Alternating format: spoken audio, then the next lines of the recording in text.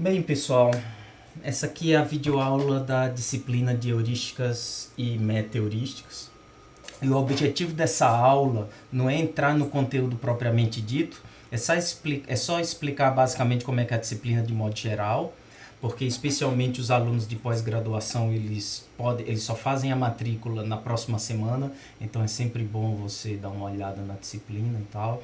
Para os alunos de graduação também, porque às vezes a gente tem a ideia que a disciplina é alguma coisa e depois vê que é outra. E é sempre bom dar essa ideia geral, explicar a didática do curso e coisas assim.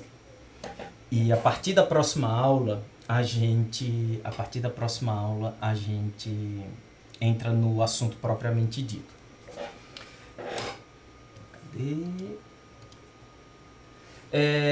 Meu nome é Tiago Noronha, eu sou professor aqui do Departamento de Computação e esse é meu e-mail. Qualquer problema que vocês tenham, vocês podem entrar em contato comigo através desse e-mail. Eu dou aula eu trabalho com heurísticas e meta-heurísticas desde 98. Faz mais de 20 anos. Na verdade, eu trabalho com otimização combinatória em geral, mas a minha primeira iniciação científica foi na área de heurísticas e meta-heurísticas. E é a área que eu mais trabalho. Então dá muito gosto dar essa disciplina, porque é uma disciplina que é bom a gente falar de alguma coisa que a gente entende. E a minha ideia aqui é passar um pouco da experiência que eu tenho para vocês. Porque eu vejo essa coisa da aula, né, da aula com o professor, né, desse modelo de aula expositiva que a gente tem, eu vejo a utilidade dela basicamente isso, como uma oportunidade, primeiro, do professor mastigar o início do conteúdo para o aluno, né, o objetivo da aula é basicamente, eu posso dizer que o professor ensina o vocabulário que o aluno precisa para ir lá e estudar no livro, né? E o livro depois você pega aquele conhecimento e usa, por exemplo, numa iniciação científica para aprender a resolver um problema bonitinho que é teórico, mas você aprende a resolver problemas difíceis. E depois você pega esse conhecimento que você tem do que você aprendeu de como resolver problemas na iniciação científica, aplica num estágio e coisas desse tipo. Você pode generalizar para pós-graduação também, em geral, né? Que o objetivo da pós-graduação é aprender a resolver os problemas que ninguém sabe como resolver. Né? A área em si nem é tão importante, mas aprender a usar o método científico para resolver problemas que ninguém sabe como resolver é a coisa mais fundamental que a gente tem em todos os níveis da universidade. É para isso que a gente vai para a universidade. E então a ideia das aulas é justamente dar um geral naquela área, passar um pouco da experiência que eu tenho para acelerar o processo de aprendizado de vocês e dar mecanismos para vocês praticarem e observarem se vocês estão aprendendo ou não. Que é basicamente uma série de atividades avaliativas que eu vou entrar em detalhe mais na frente, onde vocês conseguem saber se vocês estão aprendendo ou não e traçar o progresso de vocês.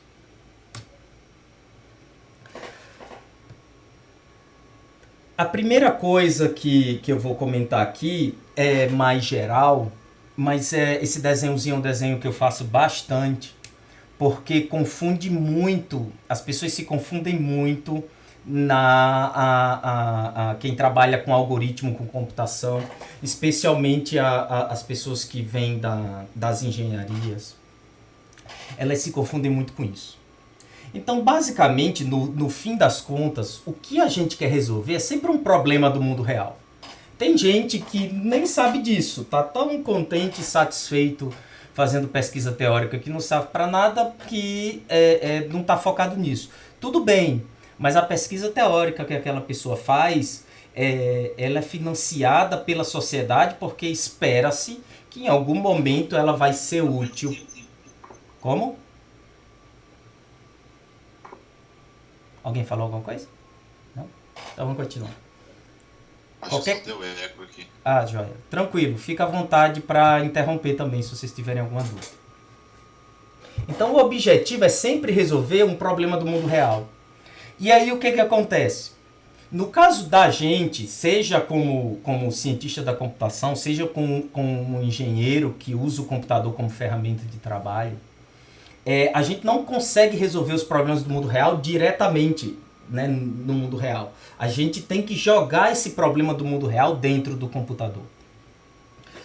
E a gente faz isso através de um modelo computacional. Né? Um modelo no sentido de uma representação de alguma coisa que está no mundo real. Então esse modelo ele pode ser de várias formas. A gente tem vários tipos de modelos computacionais. Né? A gente tem problemas do mundo real que a gente modela como um problema de classificação ou de regressão, quando a gente usa técnicas de aprendizagem de máquina, coisas desse tipo. A gente pode modelar como um problema de otimização, que é o caso da gente aqui, eu vou chegar nisso mais cedo. Você pode modelar como um problema de otimização. Existem vários tipos de modelos para modelar coisas do mundo real.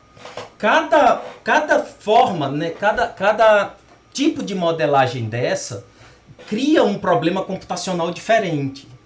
E às vezes o mesmo problema do mundo real pode ser modelado de várias formas diferentes. E vai ter vantagens e desvantagens de modelar o problema de formas diferentes. A grande questão que eu quero levantar aqui é o seguinte. Uma vez que você tem um modelo computacional, seja ele qual for, você tem um problema computacional para resolver. Pode ser um problema de regressão, pode ser um problema de otimização. E você resolve esse problema usando um algoritmo. E aí, obviamente, estou assumindo que nessa disciplina todo mundo sabe o que é um algoritmo e sabe programar. O objetivo aqui é aprender a fazer algoritmos que resolvem um determinado modelo computacional, que a gente vai ver lá na frente, que é um modelo de otimização. E na disciplina de aprendizagem de máquina também, por aí vai. O que eu quero chamar a atenção nessa figura é que o problema que a gente resolve quando a gente está trabalhando com algoritmos é seja lá qual é o modelo computacional que a gente está usando. A gente resolve um problema de otimização, ou um problema de simulação, ou um problema de classificação, não interessa qual é. Mas quando você está projetando o algoritmo, você esquece o que é o problema do mundo real e você vai focar em resolver o que é o seu modelo computacional. E isso é uma coisa que fica muito nebulosa na cabeça da gente quando a gente começa a trabalhar com isso. A gente mistura muito o que é o problema real com o que é o modelo computacional. Você pode fazer uma pesquisa, você pode fazer um estudo de qual é o melhor modelo computacional para uma determinada pessoa, para um determinado problema real. Você tem um problema real, você pode testar vários modelos computacionais e ver qual é o melhor. O problema disso é que o domínio do experimento que você tem que fazer para saber qual é o melhor modelo computacional, ele não está dentro do computador propriamente dito, ele está fora, ele está no mundo real. Você vai pegar a solução de um tipo de modelagem, a solução de outro tipo de modelagem e ver o que funciona melhor na prática, no mundo real. Não é isso que a gente faz aqui, não é isso que a gente faz na universidade em geral. Porque o mundo real é um bicho próprio por si só. A gente conversa mais sobre isso ao longo do curso. O que a gente faz aqui é o seguinte. Uma vez que você define o modelo computacional que você vai usar, qual é o melhor algoritmo para resolver aquele modelo computacional.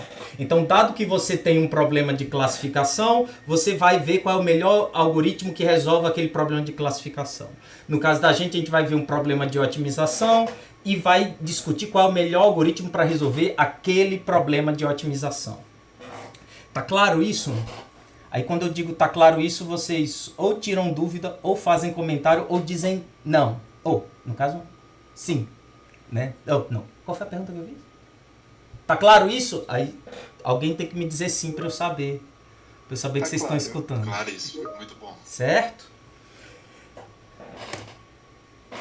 tudo bem, professor. Joia. Então, o que acontece? O grande macete, especialmente para aluno de graduação. A ideia de um curso de graduação é você aprender várias ferramentas diferentes para resolver vários tipos de problemas diferentes. E como você vai ter que ver vários, você termina não conseguindo se aprofundar em todas. Essa é a ideia de um curso de graduação. Mas você tem que conhecer todas as ferramentas. E aí o que você faz é que na hora que você se depara com um problema, você olha e avalia qual é a melhor ferramenta para aquele contexto. E aí, claro, você conhece um pouquinho de tudo, mas aí você vai e estuda aquela ferramenta mais profundamente para aquela atividade que você está querendo fazer naquele momento. Aqui nesse curso, a gente vai estudar ferramentas para resolver problemas de otimização. A gente mais ou menos, porque as ferramentas que a gente usa aqui, elas são usadas para resolver outros tipos de problema. No slide mais à frente eu falo rapidinho. Mas a gente vai focar nesse curso na solução de problemas de otimização. É uma classe de problemas muito comum em computação, porque em geral é fácil modelar um problema. Em geral, o mundo se divide em dois tipos de problema, né? Maximizar lucros e minimizar custos. Então é muito fácil não, né? Muitas vezes você consegue pegar o seu problema do mundo real e transformar num problema do tipo eu quero maximizar lucro, minimizar custo ou qualquer que seja, né? E de forma mais geral, basicamente você tem que tomar uma decisão. Alguma coisa do tipo, eu quero sair daqui, chegar no Savassi, qual é a rota que eu pego, o problema do GPS. Ou eu estou implementando um compilador e onde é que eu vou, em que registradores eu vou colocar as variáveis. Ou eu estou fazendo uma análise de investimento e aí eu tenho que decidir quanto colocar em cada ativo disponível para investimento. Ou problema de roteamento de veículos para uma empresa de entrega. Qualquer que seja a decisão que você tem que tomar. E todo tipo de decisão que você vai tomar tem alguma restrição que você tem que seguir. Se eu estou querendo achar um caminho daqui para o Savassi, não adianta que o caminho seja muito rápido, mas vá pela contramão. Você tem que respeitar determinadas condições que têm que ser satisfeitas para a resposta que você vai entregar. E o nome de problema de otimização vem justamente do fato de que se você tem mais de uma resposta válida para aquele problema, você quer a melhor de todas. Né? E tem vários caminhos para sair daqui e chegar no Savassi. A grande questão é que você quer o melhor de todos, onde o melhor pode ser o mais rápido ou o mais curto, e por aí vai. Tá claro o que é um problema de otimização? Sim. Tá claro. Joia, obrigado. A gente pode dividir os problemas de otimização em dois tipos. Tem os que a gente chama de contínuos, que é quando a decisão que você vai tomar está sobre o domínio dos números reais. Coisa do tipo, você vai decidir quanto de água colocar em cada reservatório, ou dinheiro, se você considera dinheiro é contínuo. A decisão que você tem que tomar não é uma coisa que você tem que escolher entre 1, 2, 3 e 4, mas um valor contínuo num determinado intervalo. E quando a decisão que você tem que tomar é discreta, tipo, ou eu viro à direita ou eu viro à esquerda numa rua, ou eu vou em frente, né? A gente diz que o problema é de otimização discreta. No fundo, a gente sempre pode, a princípio, discretizar um problema contínuo. Né? Dinheiro é uma coisa que eu posso, teoricamente, fracionar o quanto eu quiser. Mas eu posso fracionar em 2 casas decimais, trabalhar com centavos e ter um problema discreto. Isso, a gente pode, claro, tem várias problemas de a gente fazer isso. Porque na hora que você discretiza, você fica com uma quantidade de valores muito grandes. Você vai ter problema de precisão e coisas desse tipo. De qualquer forma, a gente não trabalha com problemas de otimização, a gente não foca em problemas de otimização contínua nesse curso. A gente vai focar num tipo de problema de otimização que a gente chama de otimização discreta. Mais uma vez, as técnicas que a gente aprende aqui, elas são usadas também para solucionar problemas de otimização contínua. São técnicas bem flexíveis, essa é a graça de trabalhar com meta-heurísticas. A grande questão é que a gente não foca no design de algoritmos para esse tipo de problema. De qualquer forma, se um dia você bater de cara com eles, vocês podem, com problema de otimização contínua, você pode ir atrás. Então, dentro de um problema de otimização discreta, a gente tem uma classe de problemas que a gente chama dos problemas de otimização combinatória. E aí o que realmente caracteriza esse tipo de problema é que não só o que você tem que decidir são coisas discretas, como o domínio dos valores que você pode escolher, as decisões que você pode tomar, elas são finitas. E resumindo, o que é que isso quer dizer? O que é que importa isso? É que, no fim das contas, você consegue enumerar cada uma das possíveis soluções desse problema. Você consegue enumerar todos os caminhos daqui para o Savassi, por exemplo. Vocês não estão, a gente não está na UFMG. Eu sempre digo daqui para o Savassi e como é que chama? Todo mundo está no mesmo lugar. Sei lá, da UFMG para o Savassi, na sexta-feira de noite. Não vou mudar de assunto, que a gente, para não lembrar que a gente não pode sair sexta-feira de noite para ir para o Savassi. Esse é um péssimo exemplo, inclusive. Mas eu acho que eu tô falando tanto no Savassi que, tipo, sexta-feira... Não, hoje não é sexta não, né? Quinta-feira de noite e não posso ir tomar uma cerveja. Vamos aqui. Isso. O que caracteriza um problema de otimização é o fato de que você consegue enumerar as soluções. Isso é muito interessante. Você pode olhar uma a uma, somar o comprimento de cada pedaço de rua que você anda até chegar no Savassi. Agora que eu comecei, eu vou até o fim. E saber quantos quilômetros leva daqui para lá. Por outro lado, esses problemas não são fáceis de resolver de forma eficiente. Tá? É fácil fazer um algoritmo que acha a solução ótima. Você enumera todos os caminhos, vai somando a distância de cada um e depois você pega qual é o mais rápido. Mas apesar de ser fácil fazer um algoritmo para esse tipo de problema, apesar de ser fácil resolver esse tipo de problema, a quantidade de soluções diferentes que existem para sair da UFMG para o Savassi é muito grande. Ela cresce exponencialmente com o número de ruas que você tem. E aí onde está o desafio. Resumindo, eu marquei aqui quais são os termos que eu tenho que definir para vocês, né? Variáveis, nesse caso aqui, é o que é que você tem que decidir. Soluções, uma resposta para o problema que satisfaz todas as restrições. A gente costuma usar um pleonasmo que é solução viável. Viável no sentido de que satisfaz as restrições. Né? É um pleonasmo porque se é uma solução para o problema, por definição, ela satisfaz todas as restrições. Mas é um termo que a gente usa muito, então é importante levantar. E um problema de otimização combinatória é isso. Você quer, dado um conjunto de soluções que você consegue descrever, mas não consegue enumerar, qual é a melhor delas. Tá claro até aqui? Sim ou não? Já. Obrigado. Essa parte aqui eu já falei. Eu tenho que definir o que é isso. A melhor dentre todas as soluções, aquela que maximiza ou minimiza, seja lá qual for a função objetivo, a gente chama de solução ótima. Né? A melhor de todas. No caso do problema de sair daqui, sair da UFMG e chegar no Savassi, a função, o que a gente quer é minimizar a distância, por exemplo.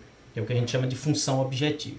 Então, a solução, ou seja, o caminho que respeita todas as regras de trânsito, que sai daqui e chega no Savassi com a menor distância, é a solução ótima. E o interessante dos problemas de otimização combinatória é que quando a gente for falar mais de complexidade de algoritmos, eu vou entrar na coisa dos problemas de decisão, que estão bem relacionados com os problemas de otimização. Mas eu não vou entrar nisso agora não. O que acontece é que é uma classe de problemas onde a gente tem bastante teoria desenvolvida para eles. E que, por outro lado, tem bastante aplicação prática. Basicamente, em todas as áreas de computação, você tem que resolver problemas de otimização, de redes a compiladores, de banco de dados, a engenharia de software, você tem problemas de otimização. Em engenharia elétrica, engenharia mecânica, nem se fala. E engenharia de produção, quem ganha dinheiro com engenharia de produção ganha trabalhando com otimização. As aplicações vão desde logística, cadeia de suprimentos, que mais? Roteamento de veículos e por aí vai. Então, nesse curso, a gente vai focar nesses problemas de otimização combinatória. Como eu falei, as técnicas podem ser usadas para outros tipos de problemas computacionais. Inclusive de otimização contínua. Mas como esse é um curso introdutório, eu foco nos problemas de otimização. Existem outras variações, inclusive, de problemas de otimização combinatória. Existem problemas de otimização combinatória sujeitos à incerteza, que a gente modela como problema de otimização estocástica, um problema de otimização robusta. Existem problemas de otimização onde você não quer otimizar um objetivo apenas, mas mais de um que é conflitante. Ao mesmo tempo que você quer maximizar lucro, você quer minimizar custo e minimizar risco ambiental. E aí, não risco ambiental, né? O custo ambiental. A gente também não vai focar nisso aqui. A gente tem disciplinas na UFMG, inclusive, só para essa parte de otimização sob incerteza e otimização multiobjetiva. A ideia aqui é conhecer as técnicas no ambiente mais clássico dessa área, que são os problemas clássicos de otimização combinatória. E no futuro, né, se num contexto diferente, vocês se depararem com um problema mais complicado ainda do que esses que a gente vai trabalhar aqui, vocês vão atrás de como é que se diz, ver como essas técnicas se adaptam naquele contexto diferente desse curso. Tá claro isso? Sim, ó. Jóia. Jóia. Agora eu vou explicar o que é heurística, né? A gente precisa dessa introdução sobre problemas de otimização para poder definir o que é heurísticas, porque heurísticas é um termo super carregado.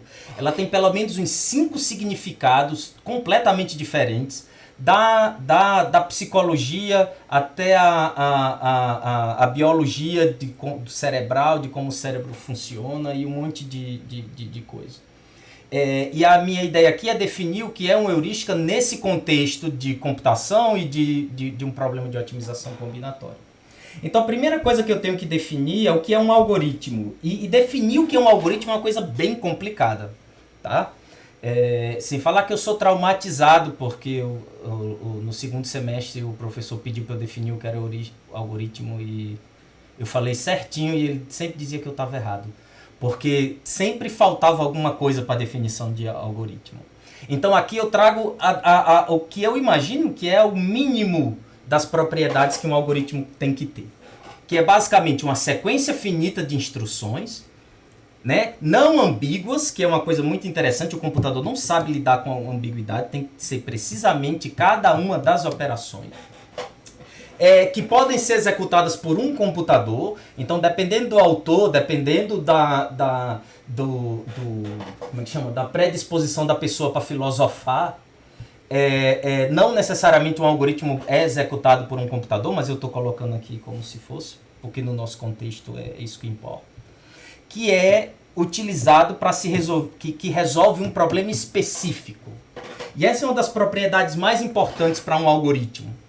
Na hora que ele para, ele dá a resposta para um problema. Tá? Na hora que ele para, ele dá a resposta para um problema. Se ele não para ou não dá a resposta para o problema, a gente nem chama ele de algoritmo. Tá?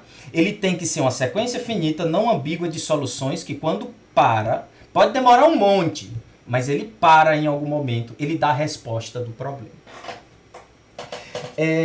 No caso da gente, como a gente tem um problema de otimização e o objetivo de um problema de otimização é encontrar a solução ótima daquele problema, um algoritmo para um problema de otimização combinatória, quando ele para, ele devolve a solução ótima do problema, né? Aquela que maximiza ou minimiza uma função objetivo qualquer. Tá? A solução de um algoritmo para um problema de otimização combinatória é a solução ótima do problema, porque o objetivo de um problema de otimização combinatória é encontrar a solução ótima do problema. Tá claro até aqui? Professor, só em termos conceituais, quando fala solução ótima, é a ótima mesmo?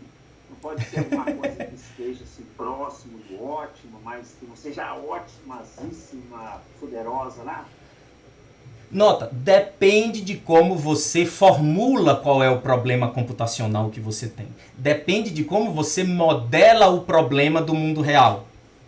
Se você modela como um problema de otimização tal qual está definido num livro, qualquer livro de otimização, o problema é o seguinte: dado esse conjunto de soluções, que é definido, sei lá, por um mapa e as regras de trânsito de um lugar para o outro, eu quero o caminho mais curto de um ponto a outro.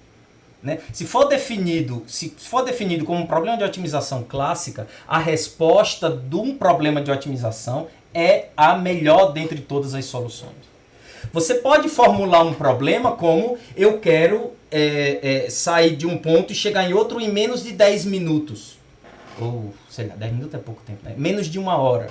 Aí você tem vários possíveis caminhos, ou pode ter possíveis caminhos, que satisfazem isso. Eles todos chegam em menos de 1 hora. Alguns em meia hora, outros em 40. Aí você tem várias soluções diferentes, com custos diferentes. Mas aí você não tem um problema de otimização.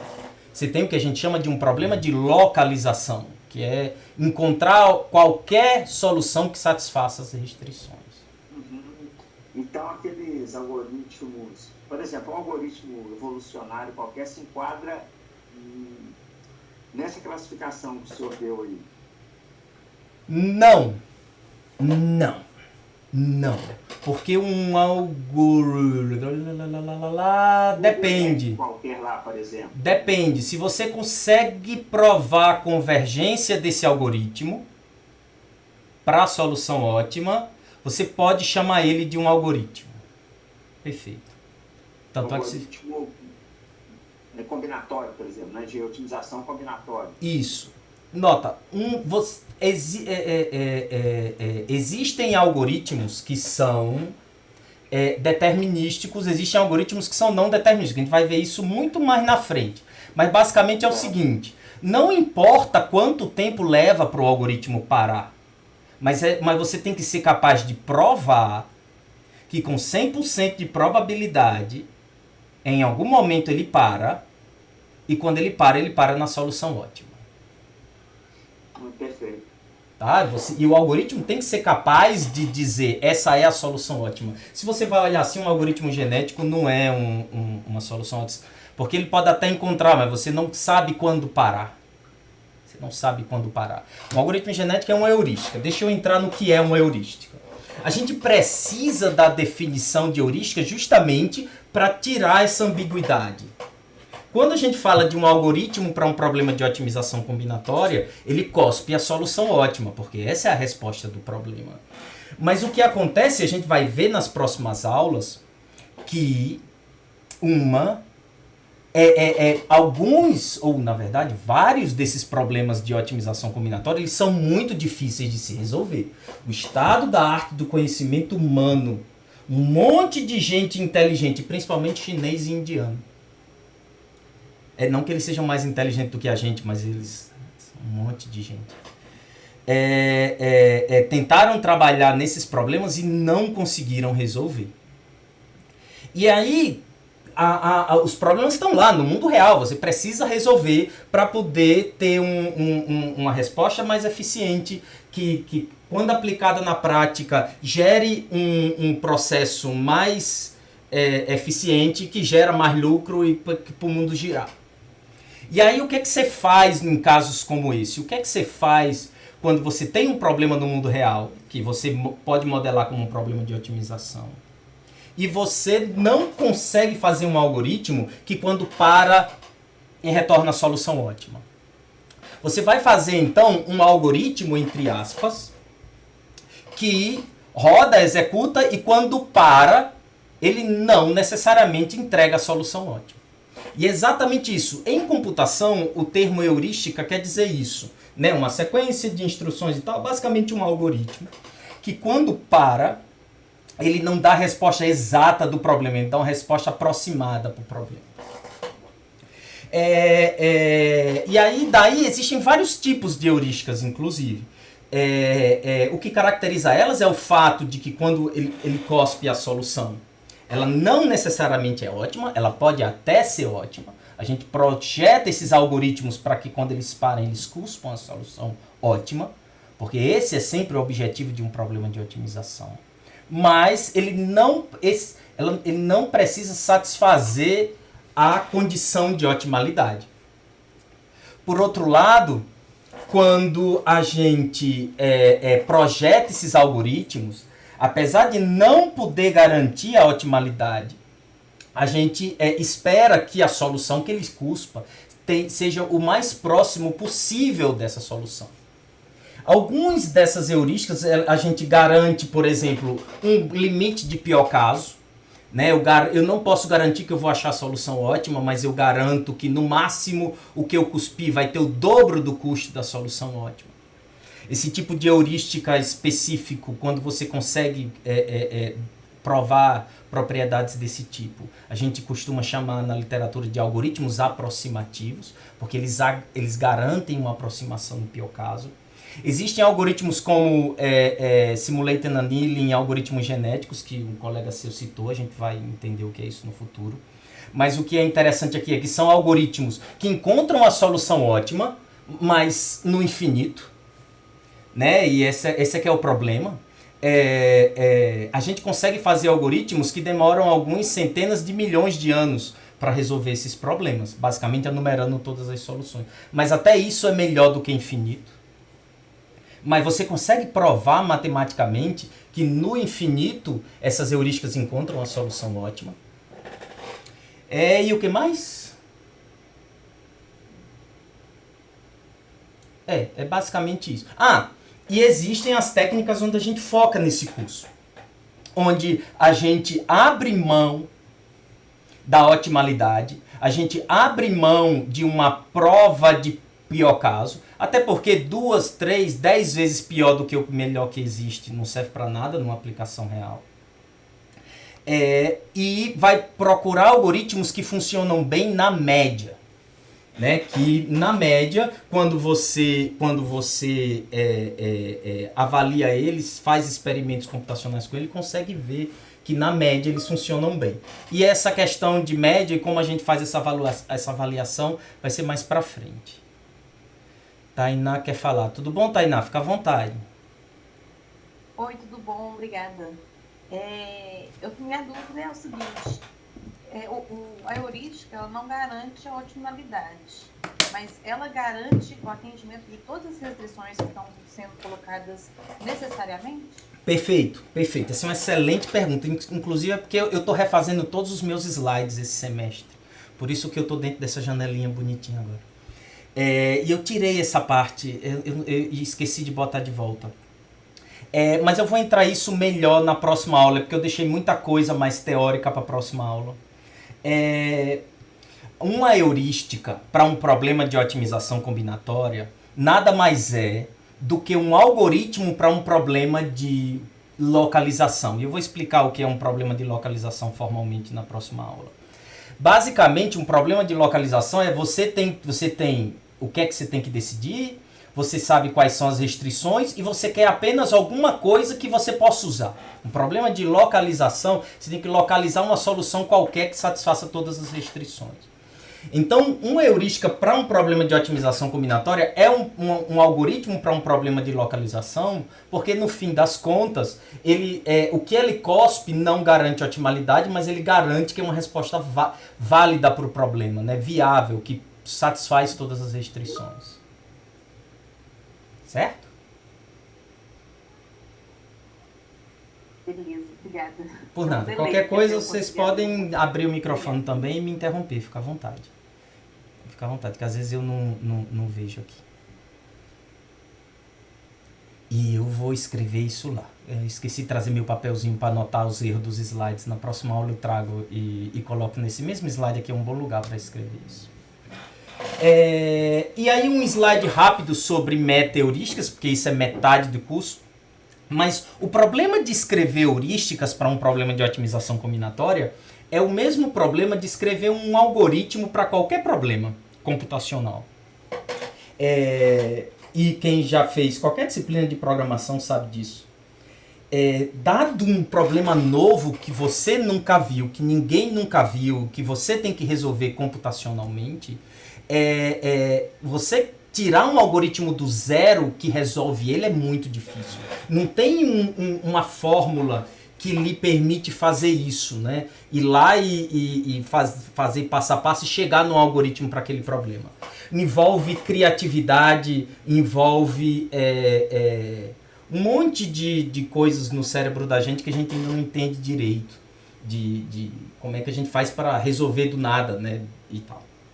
E o mesmo vale para heurísticas, porque o heurística nada mais é do que um algoritmo para um problema de localização. E qual é o problema? E aí o que acontece? Se a gente tivesse que valer simplesmente para cada problema de otimização diferente, a gente parar e passar alguns anos tentando fazer um algoritmo só, mágico, que resolve aquele problema da melhor forma possível, e a gente ia ter muita dificuldade de atender a demanda que existe no mundo real para isso. Demanda existe um monte. Interesse de botar muito dinheiro, aí já é outra história. Mas especialmente as grandes empresas estão investindo bastante nesse tipo de coisa. Então a gente não conseguiria atender essa demanda, porque para cada problema diferente, você precisaria projetar um algoritmo completamente diferente. E o que essas meta-heurísticas fazem é lhe dar uma ideia geral de como projetar e implementar uma heurística. E são ideias que servem para qualquer problema de otimização combinatória. Não necessariamente qualquer problema, mas que são flexíveis o suficientes que você possa aplicar em vários problemas. O nome meta vem justamente disso. Não é uma heurística que resolve um problema. É uma metodologia de como se programar uma heurística que você pode aplicar a vários problemas diferentes. E aí, o interessante é que com isso você consegue, para um problema novo que apareceu na sua mão, muitas vezes fazer um algoritmo que resolve ele, no caso, uma heurística que resolve ela muito rápido. Não necessariamente essa heurística que você constrói a partir dessa meta-heurística vai ser boa, né? Vai chegar na solução ótima, mas você consegue implementar alguma coisa muito rápido. Né? E você pode implementar várias muito rápidos, avaliar qual é a melhor, entender o que é que funciona bem ou não em cada uma delas e por aí vai. E é isso que a gente aprende nesse curso. Alguma dúvida ou observação sobre meta-heurística? Diz aí. Eu tenho, porque, não sei, talvez se você conseguisse materializar um pouco mais a diferença entre meta-heurística e heurística, confesso que não... Isso é interessante. Totalmente. Uma heurística, ela resolve um problema específico. Eu quero sair da UFMG e chegar no Savas. Claro, esse problema, que é o que a gente chama de problema do caminho mais curto, a gente consegue resolver ele em tempo polinomial. Mas os primeiros aparelhos de GPS, eles não conseguiam rodar o algoritmo de Dijkstra porque eles eram muito lentos. Então, já naquela época se usava algoritmo ou heurística para inclusive um problema que você consegue resolver em n log n, da ordem de n log n, onde n é o número de vértices do grafo, na interseção de ruas. O que acontece? Uma heurística, ela resolve esse problema, ela te dá um caminho daqui para você vá, não necessariamente o mais curto. Tá? Uma meta-heurística, ela não resolve nenhum problema. Com o que a gente tem hoje, é difícil de dar um exemplo de uma meta-heurística, mas ela não ela não resolve um problema específico, ela é como se fosse um pseudocódigo.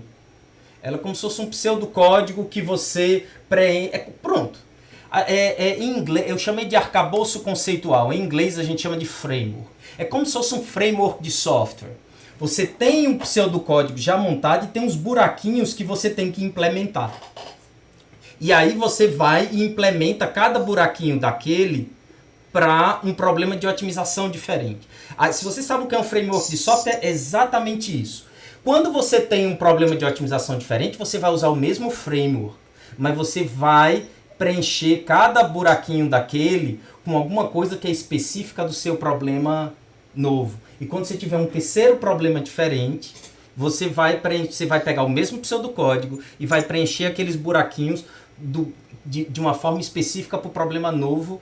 E todo o resto que faz parte da meta-heurística, ele fica igual.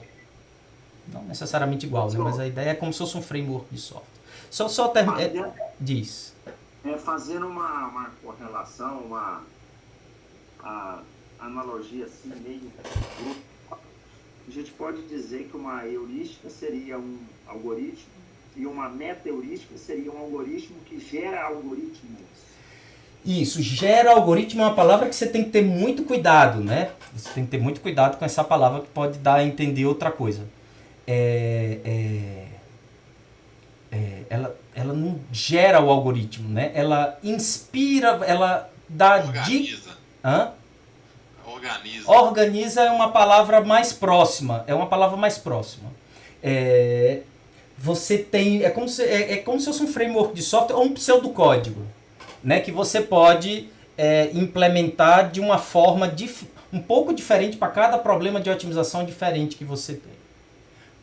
Quando a gente chegar um pouquinho mais para frente, vai ficar bem evidente isso. Podem ficar tranquilos. Tá? Mas a principal distinção é que você pode ter uma heurística para o problema do caixeiro viajante, por exemplo. Depois eu explico qual é o problema do caixeiro viajante. Mas você não pode ter uma meta-heurística para o problema do caixeiro viajante. Porque uma meta-heurística ela nunca resolve um problema específico. Né? E aí, através dessa meta-heurística, você vai projetar uma heurística para o problema do caixeiro viajante. Tiago. Diz. Só para ver se eu entendi. Branch and Bound seria, por exemplo, uma meta-heurística? Não, porque um Branch and Bound, na hora que ele para, ele garante que a resposta que ele dá é ótima para o problema que ele resolve. Então, um algoritmo de Branch and Bound como o nome já diz, um algoritmo para um problema de otimização combinatória. Eu tenho uma aula no programa, eu vou falar dela daqui a pouquinho, que é justamente quando não usar heurísticas. E aí eu vou falar rapidinho de programação dinâmica e de algoritmos de Branch and Bound. Ok, obrigado. Certo? Mais alguma dúvida? Pode falar, estou aqui para isso. Posso continuar? Meta-heurística, então, na verdade, é como se fosse... Ele controla a heurística, né, na verdade. Você pode... Um ILS, assim, você pode falar assim, mas a gente tem que ter muito cuidado com as palavras que a gente usa, né? Porque as palavras, elas têm... Algumas palavras têm diferentes significados para diferentes pessoas. E a gente aprende muito rápido no meio científico a ser bem específico na hora de utilizar um termo para não gerar confusão. O termo correto é um arcabouço conceitual. É um pseudocódigo, é uma ideia de como construir heurística. Tipo assim, você tem... Faz um exemplo de uma meta heurística, pode ser simplesmente você sorteia uma solução qualquer, aleatoriamente, e faz isso até chegar no... e depois pega melhor. Obviamente que seria uma péssima meta heurística, mas isso funciona para qualquer problema de otimização. Né? E onde é que está o diferencial? Está no fato de que você roda várias vezes, pega melhor, a solução que você obtém, né, a melhor de 200, vai ser melhor do que se você pegar uma qualquer. Claro que tem formas de fazer isso muito mais eficientes. Tá? Mas como é que se diz? Você pode fazer isso. E essa meta heurística que simplesmente sorteia soluções aleatoriamente, ela tem propriedades interessantíssimas. Você consegue provar a otimalidade desse problema. Se você sorteia aleatoriamente no infinito, eventualmente você vai sortear todas as soluções e, consequentemente, uma delas vai ser a ótima. E a solução seria uma das heurísticas ou já seria a solução final da heurística? A solução é sempre uma resposta válida para o problema que você está resolvendo. Tá. Tá? Eu achei que a heurística seria um indivíduo, seria uma solução, entendeu? Isso. Não, a heurística é um algoritmo para uma versão do problema onde você não necessariamente precisa garantir a solução ótima do problema. Mas você precisa garantir que todas as restrições são válidas. Porque às vezes a gente não... Como o senhor disse, né? Qual que é o melhor algoritmo para fazer alguma coisa? A gente nem sequer pensou nisso. Mas uma meta heurística que nos ajude a automaticamente gerar ou configurar algoritmos possíveis para essa solução, aí seria muito bom, né? Isso, e a gente vai discutir algumas aqui. Existem dezenas, e eu diria que chega perto de centenas, umas 300 ou 400 diferentes você consegue encontrar. Mas isso é outra coisa. O que a gente discute aqui não é necessariamente uma ou outra técnica, mas o que eu gosto de levar esse curso é discutir o que faz uma heurística funcionar bem ou não. Os princípios que estão por trás de cada uma delas. A gente chega lá, mais na frente a gente vai ver. Deixa eu passar Thiago, aqui. última coisa. Diz, pode ser a dizer. última coisa? Pode, fica à vontade. Eu só tô com medo porque agora eu tô dando aula à noite, é mais complicado segurar vocês à noite do que segurar de tarde, né? É só para ver se... É só por causa do nome. Então seria uma heurística para uma heurística. A ideia de que, tipo assim, é um caminho bom para você tentar achar uma heurística boa.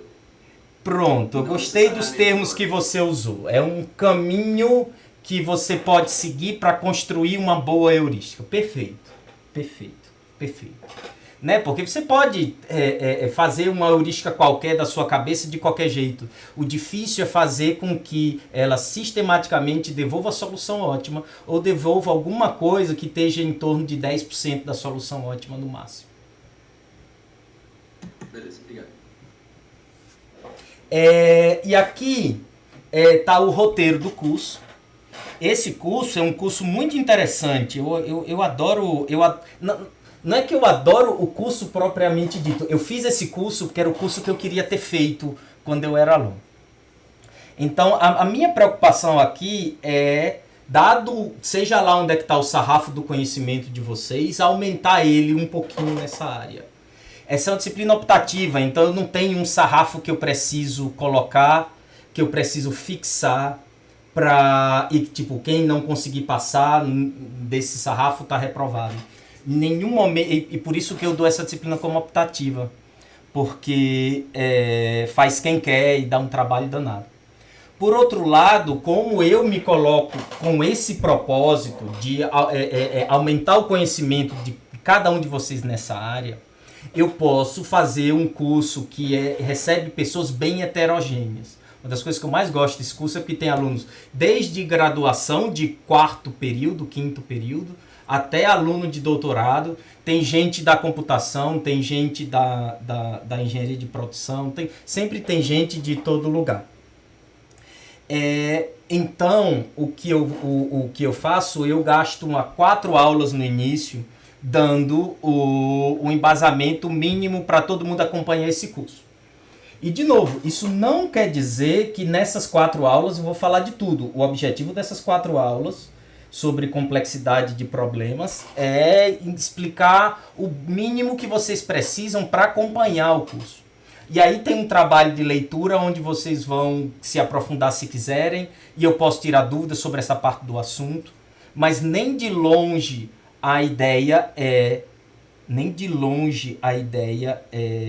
como é que se diz? Me aprofundar nisso. A gente tem aí basicamente estrutura de dados e algoritmo 1, que são 2 disciplinas de 60 horas cada um, que eu vou resumir em 4 aulas. Tá? Mas dá para acompanhar. E na próxima aula a gente conversa sobre isso. Depois vem basicamente o que a gente chama de heurísticas construtivas, que são as técnicas mais simples. E depois vem o que a gente chama de meta-heurísticas. Dependendo do autor, isso que a gente chama de heurísticas de busca local ou heurísticas de busca e vizinhança entra como meta-heurística, dependendo do autor, põe um capítulo separado. Então eu separo aqui para não gerar polêmica.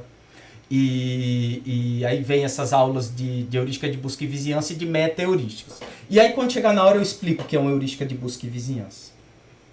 Tá? Mas é basicamente isso o curso. Eu também dou umas... em geral são 2 ou 3 aulas sobre projeto e desenvolvimento de uma pesquisa científica na área de heurísticas, que tem a ver com o trabalho de vocês. E eu explico isso quando estiver falando dos trabalhos. E aí dou umas 2 aulas sobre isso, assim, como fazer experimentação com algoritmos, né, experimentos computacionais para poder comparar um algoritmo com outro, descobrir coisas, né, propriedades desses algoritmos e coisas desse tipo. Essa disciplina, outra coisa que eu gosto nela é que ela está muito relacionada a várias outras disciplinas que a gente tem na nossa pós-graduação, tanto da computação como na engenharia elétrica e na engenharia de produção. Né, a gente tem, nesses 3 departamentos, a gente tem bastante gente trabalhando com otimização combinatória. Então a gente tem uma parte que a gente vê nas disciplinas de projeto e análise de algoritmos, que é a parte de complexidade e tal. E aí eu passo esses slides para me eximir de toda a responsabilidade de me aprofundar em cada um desses assuntos. Porque quem quiser se aprofundar em projeto e análise de algoritmo propriamente dito, né, branch and bound, programação dinâmica, complexidade assintótica, vai e faz essa disciplina. E seja na graduação, seja na pós. Teoria dos grafos, que é uma ferramenta de modelagem computacional muito importante que a gente tem. Eu falo um pouquinho disso no curso também. Mas tem toda uma teoria que você encontra nessa disciplina. Tem versões para graduação e outras para pós. Algoritmos aproximativos, como eu falei, são heurísticas onde você foca não na qualidade dela na média, mas sim no pior caso. E aí ganham esse nomezinho. A gente tem uma disciplina que é justamente sobre algoritmos que dão a solução ótima para esses problemas de otimização combinatória. A gente chama de otimização inteira. A gente tem outra disciplina que chama de computação natural. Tem toda uma classe de meta-heurísticas que são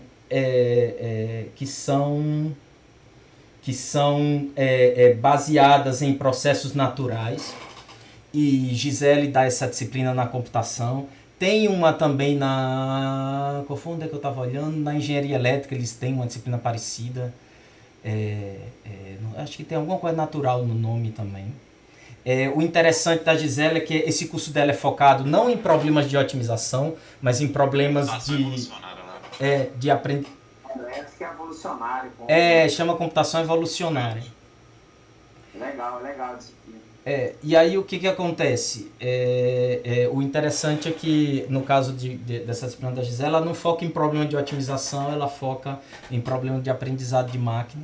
Como eu falei, essas técnicas que a gente vê aqui, elas são, como elas são, mais genéricas, elas se aplicam a vários contextos.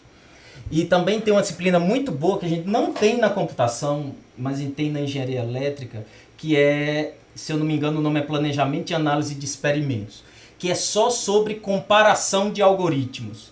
E eles focam muito, né, em heurísticas, porque os professores que dão isso trabalham nessa área. E essa disciplina vale a pena quando você está na dúvida de qual disciplina fazer, dá uma olhada nessa listinha que todas são muito boas. Todas são muito boas. O nosso curso, como eu mandei na mensagem para vocês, ele é todo no Moodle. Todos os avisos que eu vou dar são no Moodle. As dúvidas que vocês vão tirar comigo, vocês podem postar no fórum do Moodle que eu tiro. Claro que podem tirar em sala de aula também. O plano de aula, aula a aula tá lá. Eu vou abrir ele daqui a pouco para falar das atividades avaliativas. Tá? Quais são os trabalhos que vocês vão fazer, quantos pontos vale cada coisa, os deadlines. Eu vou abrir o Moodle agora. E toda a bibliografia que vocês precisam ler para acompanhar esse curso. Como eu falei no início, e vou repetir agora perto do fim, essas aulas, elas são pensadas, elas são planejadas e elas são executadas com o objetivo de preparar vocês para ler esse material. Tá? E funciona muito bem assim, porque toda turma, ela por natureza é heterogênea. E no caso da gente é muito mais. Como eu falei, tem gente de todo nível aqui. Isso é ótimo, inclusive. Mas o que acontece? Num caso ou no outro, você não aprende profundamente nada em uma aula expositiva, nem num vídeo no YouTube, mas pode lhe ajudar um monte, acelerar muito o seu tempo, né? Economizar muito o seu tempo, porque te prepara para ler esse material de uma forma mais rápida, eficiente, agradável, porque você já tem uma ideia do todo, e aí quando você vai se aprofundando em cada parte, você consegue entender melhor cada coisa. Deixa eu abrir aqui o Moodle. Desculpa perguntar, não sei se pode só falando, vai mais adiante, com relação aos trabalhos. Vou abrir agora o Moodle. Tá tudo lá.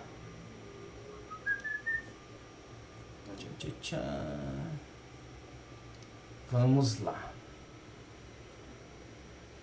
E aí eu vou falar cada um dos trabalhos aqui.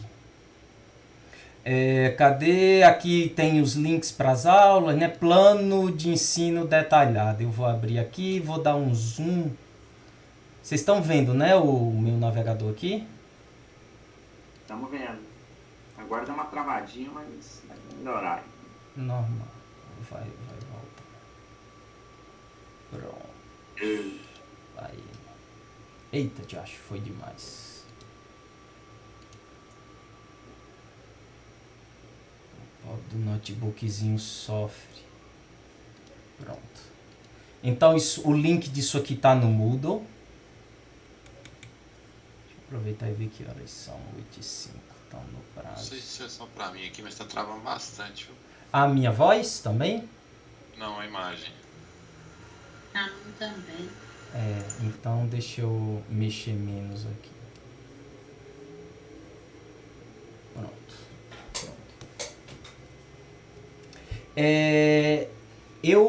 Eu planejei, essa disciplina ela tem uma carga prática muito alta.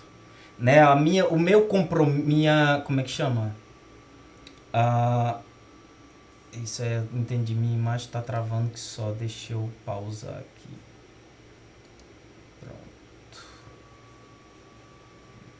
Pronto. Vocês ainda estão me vendo, cadê? Como é que eu faço para me apagar?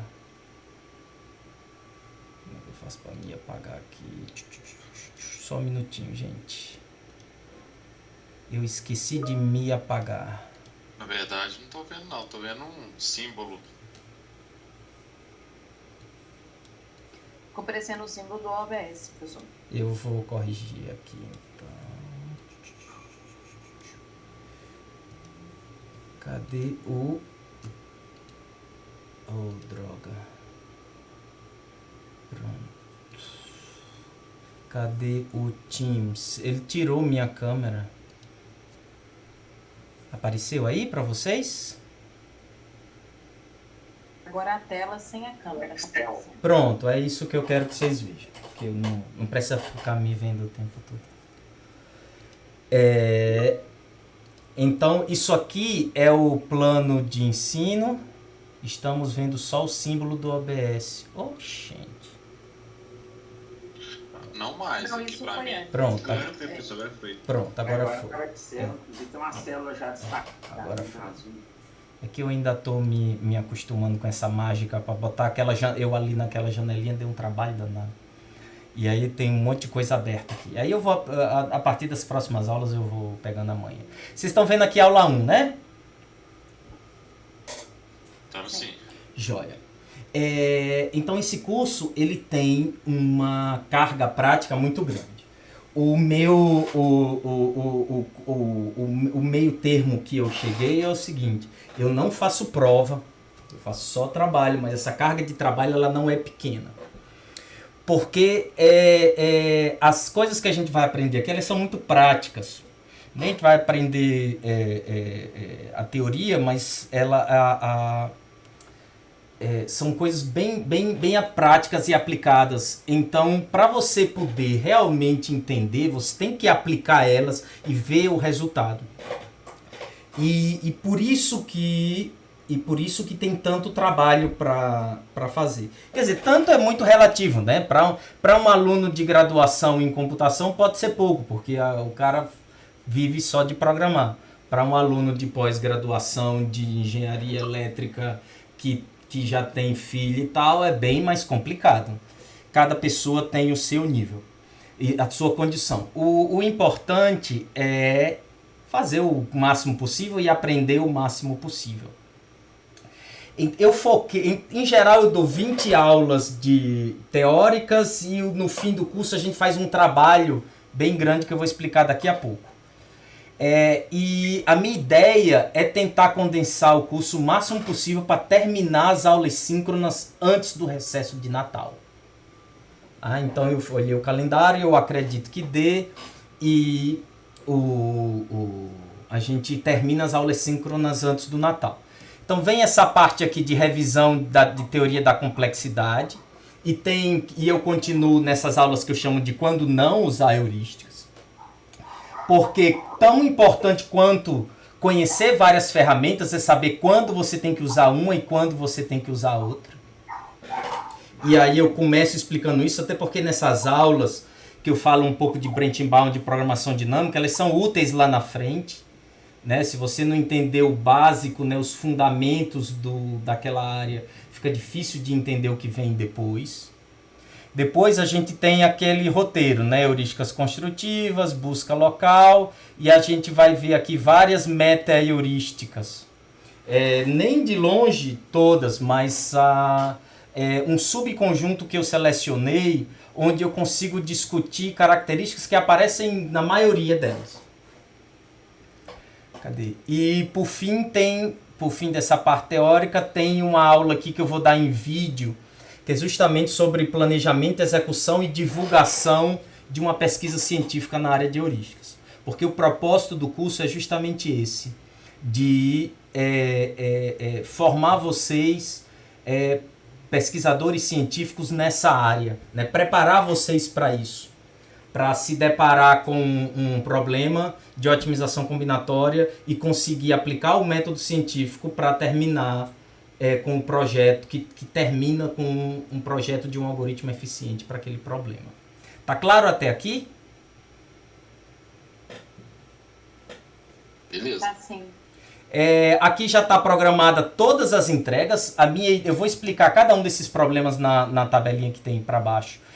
A minha ideia, em todas as disciplinas que eu faço, toda quinta-feira vocês têm um deadline para entregar, desde o dia 28 até praticamente o fim do curso.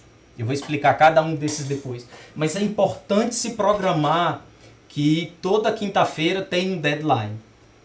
Tá? O Moodle está lá programado para fechar 23 horas e 55 minutos da quinta-feira.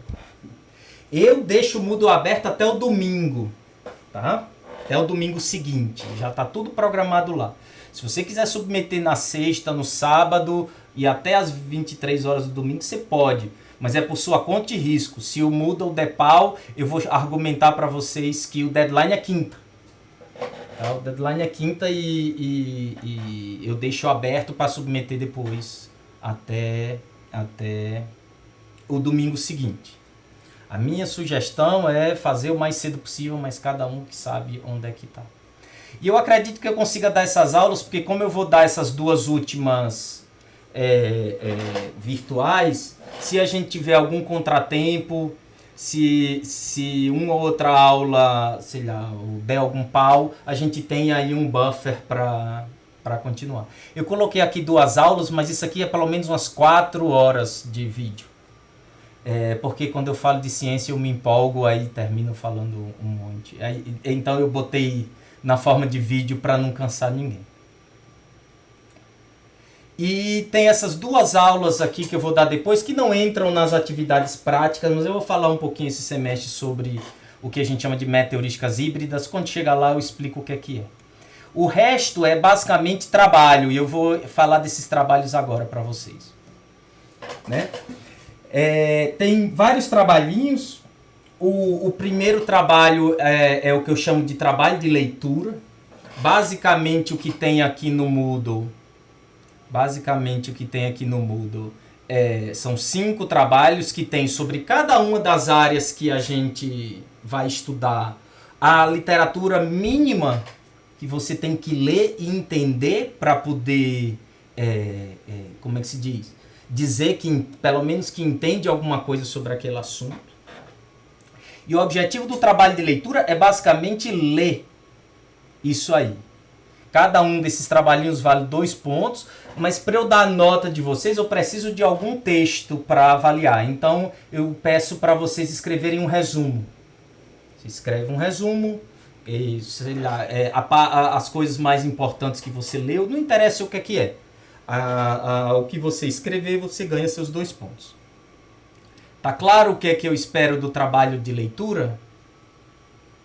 Tá claro. Professor, pode fazer em forma de tópicos, mapa mental, qualquer coisa que ajude a gente também a pode fazer exatamente do jeito que você quiser, porque eu lhe prometo que eu não vou abrir.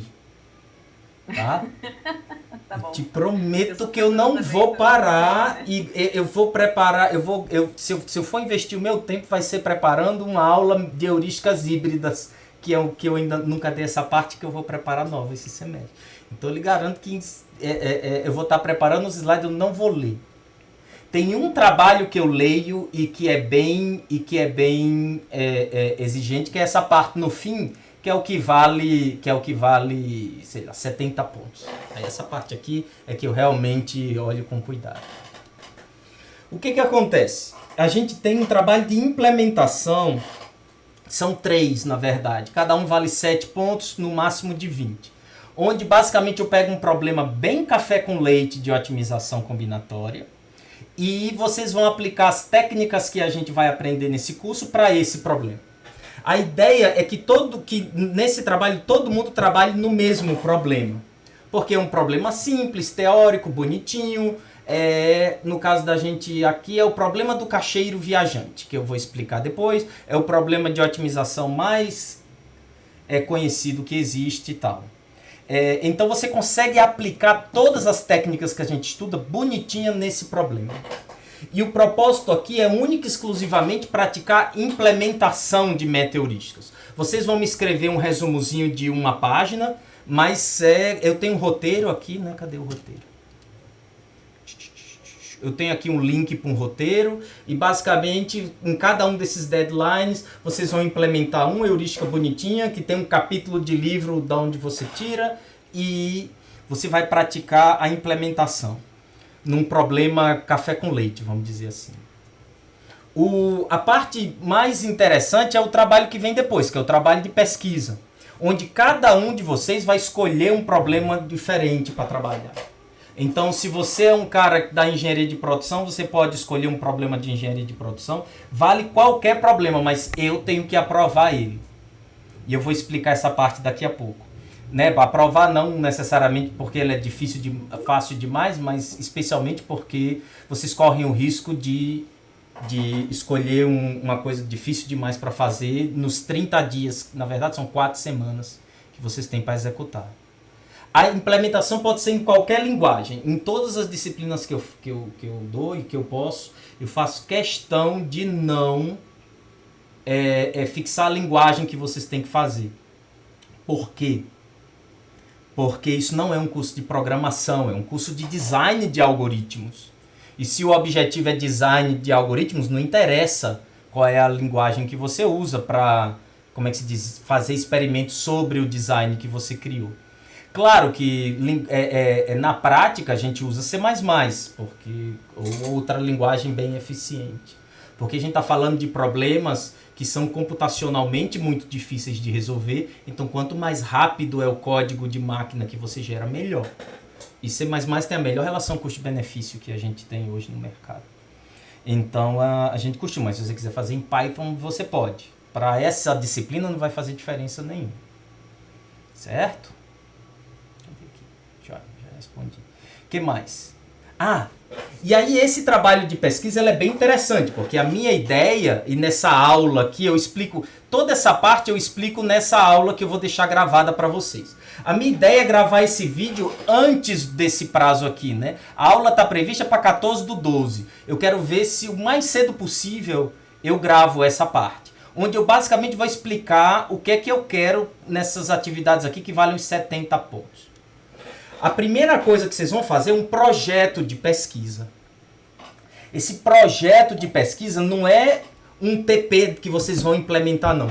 Vocês vão dizer o que é que vocês vão implementar no trabalho que vai começar depois. Como toda pesquisa científica, você não começa executando ela. Você começa propondo para alguém fazer aquela pesquisa e esse alguém, que é quem tem o dinheiro, compra a sua ideia ou não. Né? Seja na forma de uma agência de fomento que te dá uma bolsa de mestrado ou de doutorado, seja na forma de um cliente que vai te financiar ou não, seja na forma do investidor que vai botar na tua empresa ou não. Então aqui, nesse trabalhinho que vale 10 pontos, vocês vão... E eu vou explicar exatamente o que tem num projeto de pesquisa. Vocês vão dizer exatamente o que vocês vão fazer no trabalho de pesquisa.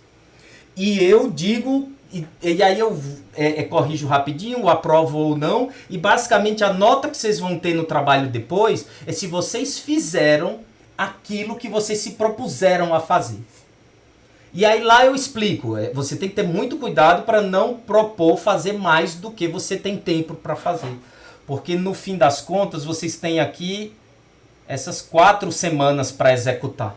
Vocês entregam o projeto de pesquisa aqui no dia 6 ou antes, e aí eu corrijo rapidinho, e para quando começar essa semana aqui, no dia 10/1, vocês comecem a executar naquele tempo. E aí nesse projeto de pesquisa você vai dizer qual é o problema de otimização que vocês vão tratar, quem são os membros do grupo, vocês podem fazer em grupo se quiserem. O que acontece mais? Quais são os experimentos que você pretende executar, quais são os algoritmos que você pretende programar. Então você já sabe a priori, como em toda pesquisa científica bem feita, o que é que você vai ter que fazer no tempo que você tem para fazer. E aí eu julgo se é muito, se é pouco. Em geral, vocês se propõem a fazer muito mais do que dá tempo de fazer. Aí eu digo, não, isso é muito, baixa a bola, é um mês, é só uma disciplina, não é só a tese de doutorado, que você vai fazer mês que vem, coisa assim. Tá claro? Alguma dúvida sobre o projeto de pesquisa? Os detalhes eu vou deixar tudo registrado em vídeo. Alguma dúvida mais geral? Beleza, professor. Joia. E aí depois vocês têm um mês para executar esse trabalho, essa proposta, a proposta que vocês decidiram fazer. E claro, se você é um aluno de graduação de ciência da computação, você pode se propor programar várias coisas. Se você tem menos experiência de programação, você se propõe a programar o básico. Uma heurística da sua cabeça, outra da literatura e ver qual é a melhor, coisas desse tipo. Joia. E aí, no fim, vocês vão entregar um texto, um relatório técnico científico, que a gente costuma chamar de artigo científico, descrevendo, né, o problema que vocês trataram, a ideia por trás do algoritmo que vocês implementaram, e os resultados de quão bom ou ruim é o algoritmo que vocês fizeram. O algoritmo não precisa ser bom, inclusive. Nesse curso, você não precisa de forma nenhuma fazer um algoritmo eficiente para um problema de otimização combinatória. O que você tem que ser capaz é de fazer um experimento científico que mostra se e por que o algoritmo que você fez é ruim. Porque, cientificamente falando, isso é um conhecimento válido e importante, porque as pessoas que vêm depois não vão fazer as mesmas besteiras que você fez. Né? Não vão perder tempo implementando aquilo que você mostrou que é ruim. Tá claro essa parte do trabalho de pesquisa? Vocês têm que executar e no fim vocês entregam um texto. Nesse trabalho vocês não me entregam código, não quero ver o código, eu quero ver só o texto. No outro trabalho vocês me entregam o código, né? No trabalho de implementação vocês me entregam o código e só um textinho, só para eu ver, pra eu saber da onde vem aquela tabelinha que vocês vão mandar. Tá tudo lá no roteiro, certo?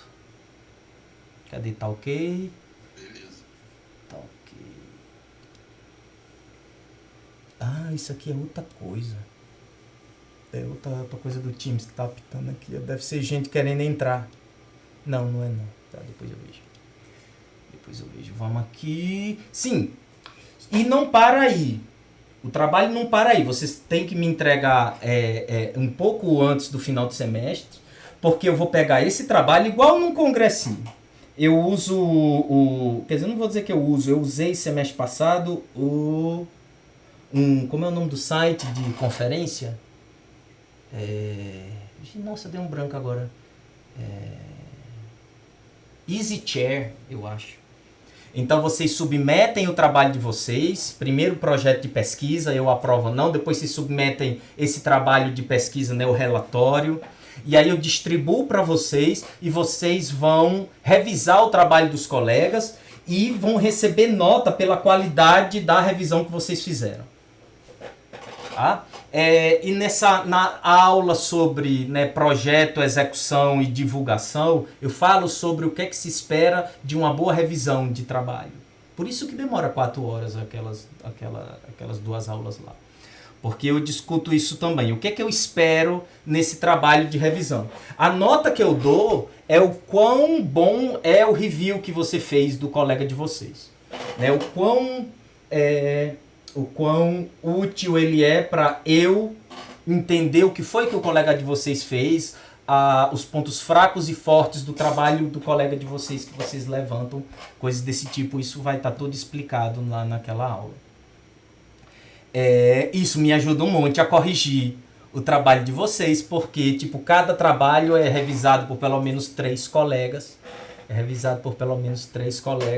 E aí, depois que eu pego o review de vocês, eu dou uma olhada rápida no trabalho do cara, aí faço o meu review e devolvo para cada um de vocês com, no caso, a nota do trabalho prático. Tá claro isso?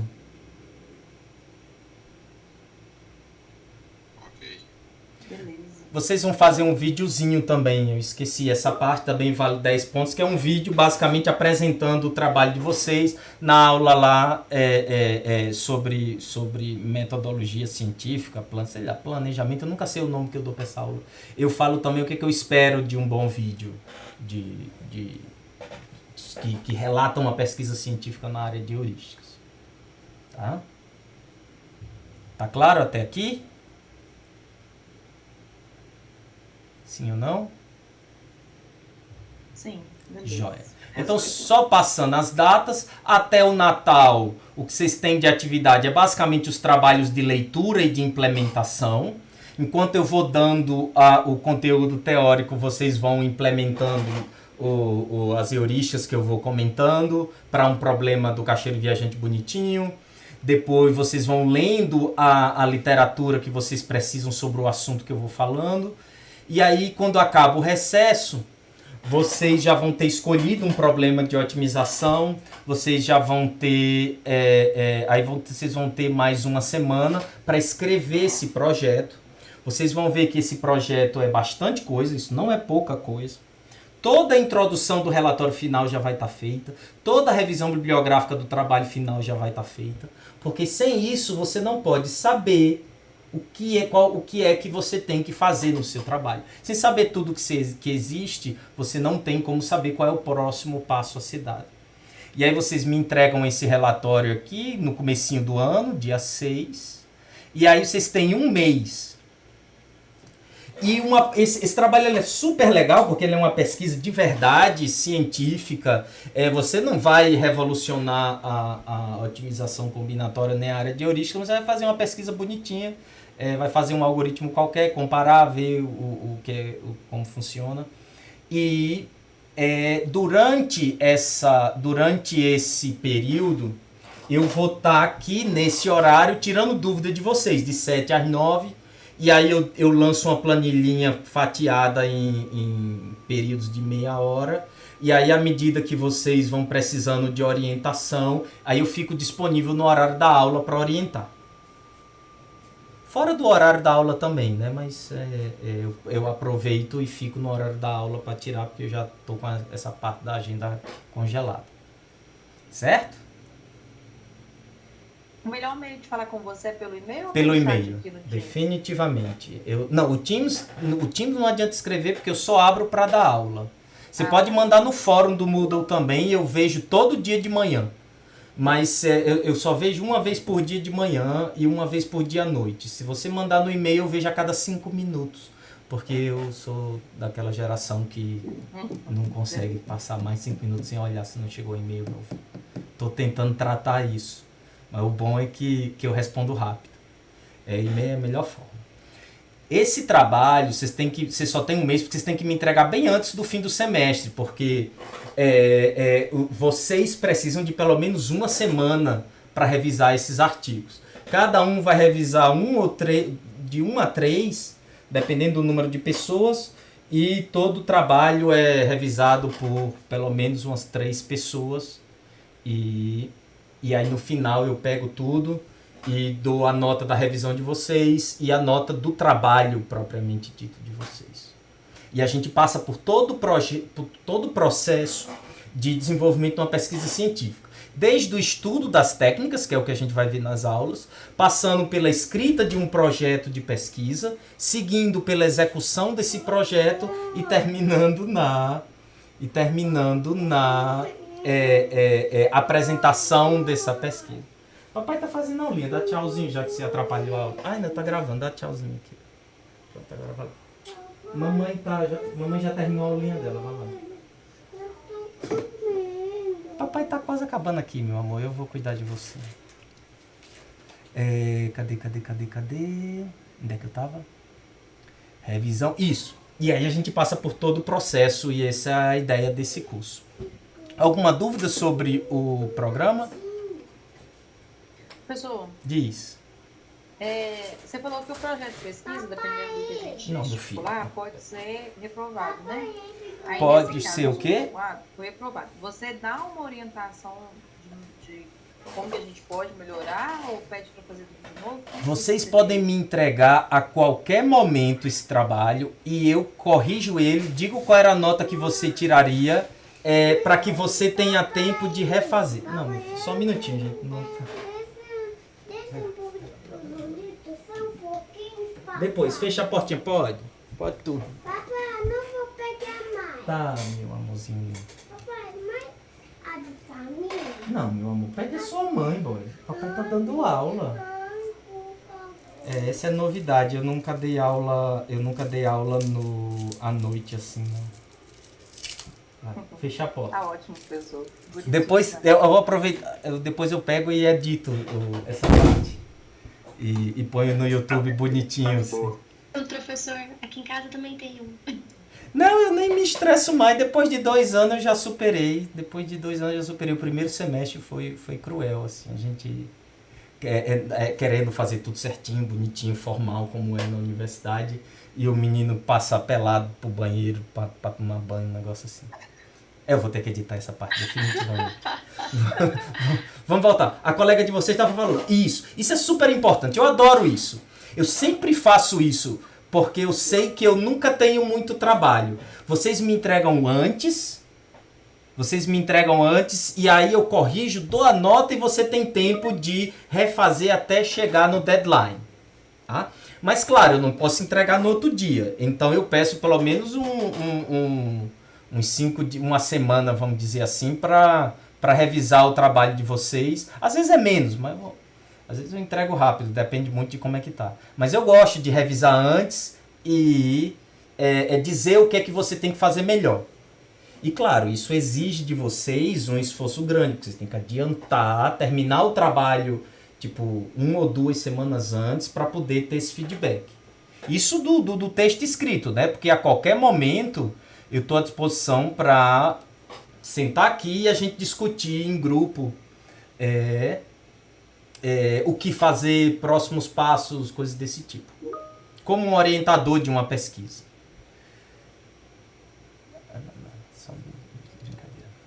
Tá claro isso? Tiago, só uma Diz. coisa aqui para clarear um pouquinho mais. Pode dizer, pode dizer. O assunto que a gente vai desenvolver deve estar relacionado com essas metodologias que você colocou aqui, tipo busca tabu, GRASP, DMS, algoritmo genético? Não, tem que ser um problema de otimização combinatória, tem que ser NP difícil, vou falar de NP difícil nas próximas aulas, e você tem que implementar uma meta-heurística para ele, qualquer uma das dezenas de meta-heurísticas que existem por aí. Ah, tá. Essas que eu falo ali são só meta-heurísticas que são diferentes, que eu possa discutir as coisas que são comuns a todas as metas heurísticas, inclusive. Eu escolhi aquelas porque são bastante usadas e porque aquelas 3 ou 4 elas cobrem todos os conceitos que eu gostaria de comentar nesse curso. Entendi. Pode ser qualquer uma meta heurística. Nota, o meu objetivo aqui é ajudar vocês a aprenderem. Vocês fazem o que vocês querem, dentro de uma coisa que é minimamente razoável. E o que é minimamente razoável? É aquilo que a gente acordar a fazer. Por isso que a gente tem esse projeto de pesquisa. Né? Na hora que eu aprovo o projeto de pesquisa, vocês executam o que estão ali. Vocês fazem o que vocês têm ali, vocês têm como é que chama? Vocês têm a nota de vocês. Às vezes não é 100 porque o cara escreve mal, não faz direito, ou eu não entendo nada. Mas o objetivo é ensinar. Pode ser em grupo, pode não ser. Você faz como você quiser. Eu recomendo dupla. Mais do que 2, a qualidade do aprendizado de vocês diminui. Obviamente o trabalho de vocês diminui. E o meu trabalho também diminui. Mas a questão não é essa. A questão é aprender o máximo possível. Mas eu deixo a cargo de vocês. Quer fazer em dupla? Pode. Quer fazer em trio? Pode. Quer fazer em 4? Começa a pensar se não está abusando. Né? Mas se você não tem 4 pessoas que estão sempre juntas e não conseguem arranjar outro grupo, fiquem à vontade para fazer o que vocês quiserem. O meu objetivo aqui é estar à disposição para ajudar vocês a aumentarem o conhecimento de vocês nessa área. Certo? Mais alguma dúvida? Certíssimo. Então, o trabalho de leitura, o trabalho de implementação, já o roteiro tá todo bonitinho, já tá tudo lá no Moodle, vocês podem começar a fazer. O resto dos trabalhos eu vou falar em detalhes nessas videoaulas, exatamente o que é que eu vou querer. Mas uma coisa que eu senti falta semestre passado que eu vou fazer agora é realmente um roteiro de exatamente o que eu quero nesse projeto de pesquisa, exatamente o que eu quero no relatório, exatamente o que eu quero no vídeo e exatamente o que eu espero da revisão de vocês. E aí esse relatório eu ainda não escrevi, tá? Porque dá um trabalhinho e quando eu estiver fazendo esses slides, eu já aproveito e já vou escrevendo o roteiro do vídeo, eu já vou escrevendo o roteiro do trabalho também. E não é problema para vocês, vocês só vão começar ele no ano que vem, tá? Minha preocupação é também não estar atrapalhando vocês. Essa parte aqui vocês já podem começar a fazer agora. O roteiro tá tudo certinho aqui. O roteiro do trabalho de implementação. Deixa eu testar o link aqui. Tá feito também. Cadê? Aparece aqui logo. Tá aqui. É bem simples o roteiro, porque é basicamente implementar. E no final você coloca um zip com código. E um PDF de uma página, porque eu só vou dar uma olhada nele assim, ver qual é a heurística que você implementou e ver qual é os resultados. Porque para caixeiro viajante, a gente já tem uma ideia muito boa do que é que funciona e o que é que não funciona para aquelas instâncias que eu coloquei aqui. porque elas são muito conhecidas, muito malhadas já. Isso aqui tem o quê? Umas 20, 30 instâncias de TSP aqui. Vocês baixam e vê. Tem as instruções, como ler do arquivo e tal. É isso. Mais alguma dúvida antes da gente fechar? Por enquanto, não. Então é isso, gente. A partir da próxima aula a gente começa a seguir aquele roteiro bonitinho, igual tá ali. Tá bom? Tchau, tchau. Espero que esse semestre seja muito bom pra gente. E que o próximo a gente volte ao vivo.